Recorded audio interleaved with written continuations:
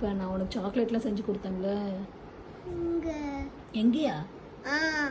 நல்லா ஒரு சாக்லேட்டை ஃபுல்லாக அமுக்கிட்டு எங்கன்னு கேட்குறியா நீ? நான் உனக்கு சாக்லேட் செஞ்சு கொடுத்தேன்ல, எப்படி இருந்துச்சு?